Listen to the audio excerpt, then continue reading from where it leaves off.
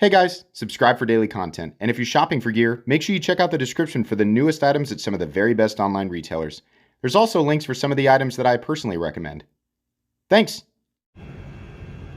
What's going on YouTube? Metal Complex here, and welcome to episode, I believe, 109 of The Knife Guy. If you're new to my channel and you just came out of some weird corner of the internet and you have no idea where you are or who I am a knife guy, knife user, knife collector, knife enjoyer of many sorts. We are all, assuming if you're watching this video, we are all knife guys, knife gals in this super weird, crazy EDC and folding knife related world. And we all go down our own unique paths, but oftentimes those paths intersect and we experience a lot of the same stuff. What I like to do is pick up knives that are either mine or some of my generous viewers, just flip them, kind of fidget with them, give you guys something to watch and listen to on this hopefully beautiful Sunday morning, afternoon, or evening. What are we talking about today?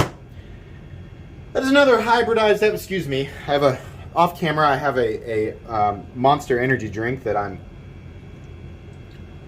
partaking in. If you guys don't know, I'm a big fan of caffeine. I don't know if you can tell. I think every single one of us, if you're watching this video, all of you guys have a checklist. Knives that you want to... There's a difference between your, like, dream list, right? I mean, I've got, like, a if I had unlimited money list of knives, right? But that's just kind of, like, something that's fun to think about, and, oh, gosh, wouldn't that be nice? Fantasizing. But your other list is your real list. The knives that you want to, like...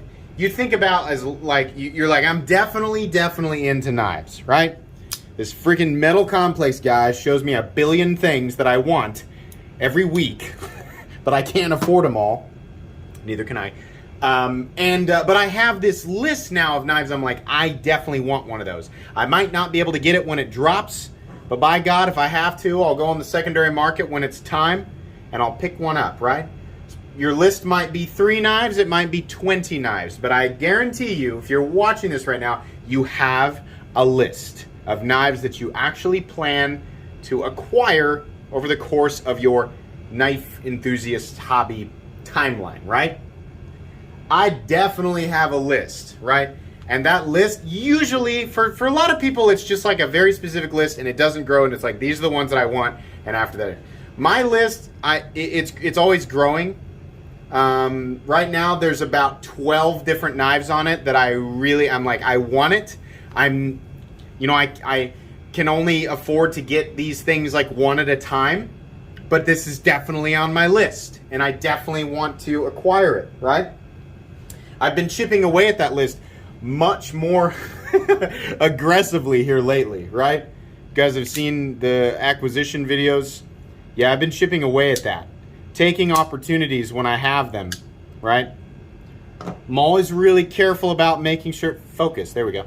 I'm always making sure to, that these purchases fit within my budget, what I can actually do, right? So if a knife comes along that's on my list and I've got the budget for it, then I will likely pull the trigger unless there's something else, right? The list has got a weird prioritization. There's always a number of hinderers on the list, right? And then there's some other random stuff. Now, I just bought another. Oh my God. I'm questioning my sanity at this point, but I just checked a big one off the list, right? I'm sure you guys are thinking, the Shirogorov, we know you unbought. Nope. Something else. You guys haven't seen it yet. And this is outside of the custom that I'm having built, which should be ready any day now. Yeah, I just checked a big one off the list at random. Oh boy, and it was when I reviewed this, I'll give you guys a hint. I've reviewed it. Not much of a hint considering how many videos there are on this channel. I've reviewed it, and I said in the video, holy crap, this is freaking expensive, but I really want it. I think it was right after I finished recording, I wrote it down on that list. Thinking, that's a stretch. Someday maybe, but not right now. Well, it's been a while since I reviewed it. People are going to go hunt, right? I'm narrowing this down too much, and some of you guys are going to be able to guess. But there was this, I mean, truthfully, it had been sitting there for like a week, and I kept like scrolling by it, and I was like, there it is. I could buy that. I probably could grab that right now. And I was like, nah, it's not time yet. It's not time. I know you guys have done this. How many times? You know it's there, right? The knife you want is sitting there on a retailer, and you're like, nah, it's not time right now. It's crazy. That's crazy to think that I would buy that right now. Don't be silly. No. So you leave it alone for a while. You finish dinner, you sit down, right? You find a moment of peace. If you have kids, right? Your significant other's doing something. Your kids are playing. They're doing that thing where they chase each other around, and they're just happy, just being crazy, right? Until they crash into something, right? But that 10 minutes, right? If you're like me, that's when you go back. You don't even think about it. You're just subconsciously going back to the page that you subconsciously starred because your subconscious really wants it. You start it, right? The active part of your brain, right? That's the part going, nah, I'm going to get this right now. Your subconscious that really wanted it, favorited the page or starred it in your browser. So you sit down, you got 10 minutes apiece, maybe if you're lucky, and you go back and you scroll through and you look at it and you go through all the little pictures and you expand them and you look at the pocket clip, you look at you're just looking at it. It doesn't always end up this way, but sometimes there's that weird little, it's like a ding in the back. For me, it's like the back right corner of my brain. Back here. It goes, boop. and you go, I'm going to buy this right now. Oh my gosh. Anybody who's not familiar with my channel is going to know this person is crazy. This sounds like a crazy person. No, it's just a person who's had a whole lot of caffeine right before I did this video. But if you're a knife person, right, if you've been in this for a while, you know exactly what I'm talking about. It's all of a sudden, out of nowhere, you're just all in. It doesn't always happen like that. Sometimes it's a slow build-up, and right? But if you technically can afford it right then and there, and you're just holding off because it's a scary purchase, that's how those kinds of things happen. It's either no, absolutely, or yes, absolutely. And it just happens all at once. That's exactly what happened with this last purchase. I kept looking at it and looking at it and looking at it. I went back and watched my review, not to check and see what I said, which I do sometimes if I forget.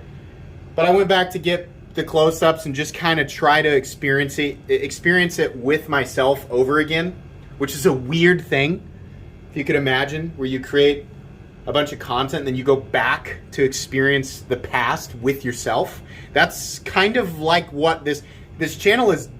Documented personal history for me, right? So I do that periodically. And I did it, and I bought it.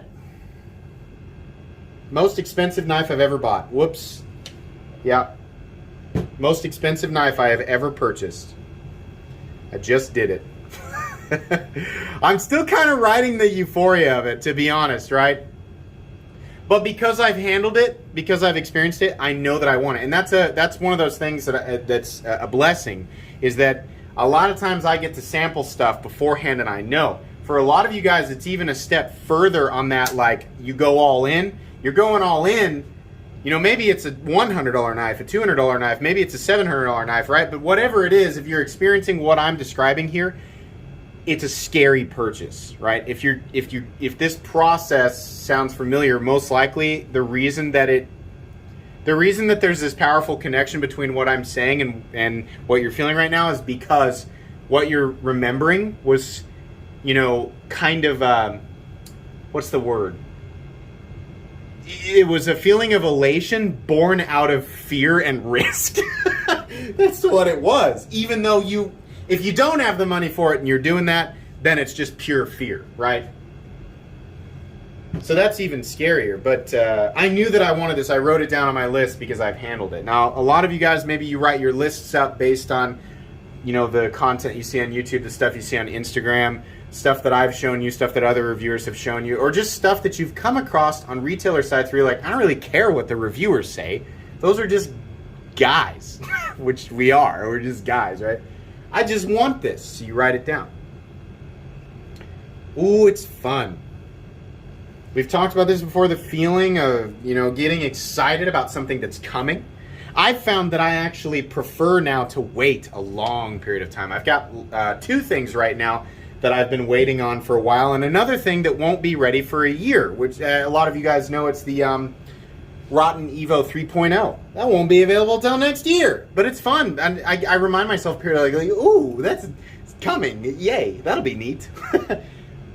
The downside to this, the thing that's kind of like, is because up until this point, that thing that was on my list was not the fantasy unicorn, this other list over here of stuff that you'll never acquire, that's just there because it's fun to think about. But it was a realistic, for me, it was one of the most expensive knives that I had on my realistic purchase list, but something that I didn't expect to acquire for a while. So I was kind of enjoying it sitting there, and just the name of the knife on a piece of paper, and just being something that was like, someday I'm going to own that, right? Well, it's about, the purchase is done. It's checked off the list. All I can do now is wait till it gets here, right? Here recently, I've looked at that list, and I've checked 4 or 5 things off of it really fast, like 10 times faster than I would have before I started the channel. And so part of my brain is like, well, you need to make your list bigger. And the other part of my brain, probably the more logical side of my brain, is going, dude, you need to slow down. I've talked about this with other reviewers, other guys in the knife community. Again, I always tell people this. If you guys are wondering, like, do a lot of the knife reviewers talk with each other? Yeah, absolutely. We talk with each other a lot. I talk with a lot of these other guys for insights and knowledge in areas that I don't have. Dr. Frunke, Levon from the Knife Nuts podcast, Nick Shabazz, Slicey Dicey, Epic Snuggle Bunny, Advanced Knife Bro, Cedric and Ada. There's a whole bunch of guys. They've experienced a lot of stuff that I have not experienced, so I've talked to them about that. But a lot of them, especially like Nick and Dr. Frunke and Levon and Epic Snuggle Bunny, who have really gone down that road of acquiring more and more and more expensive things and climbing the ladder. If you climb it too quickly, I'm not saying that there's like a limited supply of interesting stuff in the knife world, but there's a limited supply of interesting stuff in the knife world for me right now, because now I really want to like kind of experience it first, right? There's a lot of really cool, crazy, expensive stuff out there that just isn't interesting to me. So if I climb this ladder too quickly, right? If I have the means to acquire it, well, great. But if you go down your list too quickly and you acquire this stuff too quickly, this is one of the things where people are like, oh, boo you, right? What the heck is the lesson here? For those of you who can acquire the things you want, don't do it too quickly, or it won't be very fun at the end of it, because there won't be anything. That'd be a stupid message, because that's not necessarily a relatable thing. So let me put it this way.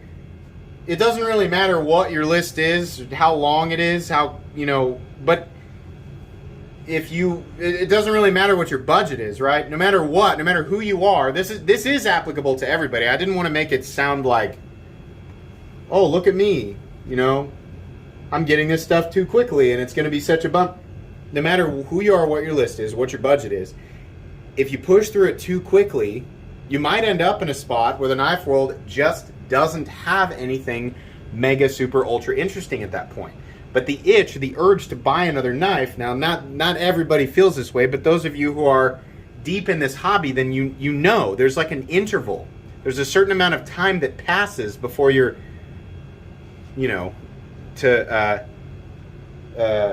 quote Dexter, your dark passenger takes over, right? How cheesy was that? Sorry. But that's what happens. You get the itch. You're like, I want to buy something. I got to find a thing to scratch this itch, right? And so then you're just intentionally seeking stuff out that you're not really super ultra interested in. So I keep saying this. I keep saying like this is it. I gotta slow down. I'm not gonna buy more stuff for a while. And I know there's a bunch of people going, yeah, right. Seriously, after this one, especially with the stuff that's coming in that I've already paid for and I've just been waiting on, I think I'm gonna be okay for a while, and I really need to kind of pump the brakes, because it's not that I'm concerned with my budget. Like I said, for every knife purchase, I make sure that I do what I have to do to afford it. Whether it's selling old stuff from the collection, stuff that I've acquired, right, through the channel, right, or just saving certain funds to make that happen. The budget's there. It's I just want to pump the brakes so that I can continue to enjoy acquiring these things. A lot of the joy that we get out of this stuff is absolutely the hunt. And I think we might have had 2 separate episodes about this at this point. Over 100 episodes, right? I'm hybridizing. The hunt is the fun part of this. Can you imagine a world, right? We talked about winning the lottery a lot. Let's say you win a fantasy lottery. Let's say you win $1 billion. $1 billion in the lottery, right? You couldn't see me holding my pinky up to my face like Dr. Evil. You win $1 billion in the lottery, you can literally buy whatever you want in the knife world, right? If you're a knife guy and you win $1 billion, right? go nuts, right? So then you go out and you buy everything that you want, right? Oh man, talk about all of this is just kind of fleeting, sensational stuff, right? We're just synthetically drawing it out by being aware of the hunt, right? But if you go buy it all at once, which is what most of us would do, I'm not saying like, well, let me lay down some sage advice. No, I mean, that's what most of us would do, but all of a sudden, the knife world, and probably by extension many other things, would become boring, because they would all be immediately accessible. What makes a lot of this stuff interesting is not just the fact that it is interesting in and of itself, but it's because there's kind of a barrier between it and us at any given time, unless you truly have infinite expendable income, right? Which I don't. So I think having a checklist, I think that's a good idea, of having things like you're like, this is definitely the stuff that I want, and I'm going to do what I can to budget and save so that I can acquire this stuff. I'm not saying, what I'm definitely not saying is rearrange your life and stop spending money on necessities so that you can buy knives. No, you should pay your bills first. You should pay your bills. You should put money in the bank. You should, I believe absolutely in spending a little bit of money here and there to help other people. I think that's a good thing to do. And then if you have extra money, right? A lot of people would say, well, the money that I save is my extra money. No, you should have money that you save. If you can, pay your bills first, then put some money in the bank or invest, right? And then, if you have a little bit left over, then put that in its own special fund for knives. That's what I do. I'm not going to tell everybody how to live their life, but just so the general message is there, I'm not condoning taking all of your money or all of your savings and putting it into knives just to scratch an itch. Absolutely not, right? But if you do find yourself with a little bit of excess outside of the bills and savings and periodically helping other people with whatever, then yeah, that's what should go towards your checklist. But that makes it fun. That draws it out. That expands that, we're just, like I said, we're synthetically extending inevitably the sensational high that we get from, I got it, yeah, okay, I want another thing, right? I mean, that's what we're doing, is just drawing it out. But that's okay. It's what makes all this fun. Any hobby, right? Any collection-based hobby is the same thing. Don't go through your list too fast. Because let's be honest here. After I get this knife, which, believe me, I will show it on the channel, I'll get real excited about it. A whole bunch of people will be like, neat. And then a few people will be like, that's dumb. You're dumb. Who would ever spend that much on a knife? And then I'll say the same thing that I always do. I don't care what you think. Anyways, I bought a really expensive knife. It was on my checklist. I thought it would be a while. Turns out it wasn't going to be a while. Now I'm feeling like I'm moving through my checklist too quickly. Let me know if you feel this, if you can relate to it. Give me your story, right? Your thoughts right down in the comments. I always enjoy reading the comments on Knife Guy. I like to read the comments on everything, but the Knife Guy, since we dive really deep into this stuff, I really like reading the comments specifically on Knife Guy. That's going to be pretty much it, guys. Make sure to follow me on Instagram at metal_complex. If you enjoyed this video, leave a like. If you'd like to check out my other content, I do, of course, have lots of videos of knives that are either expensive or inexpensive that I do or don't like, so check those out. And if you enjoy all my content, go ahead and click on that Metal Complex logo right there and subscribe, because there's definitely more coming. Thanks again for watching, everybody, and have a great day.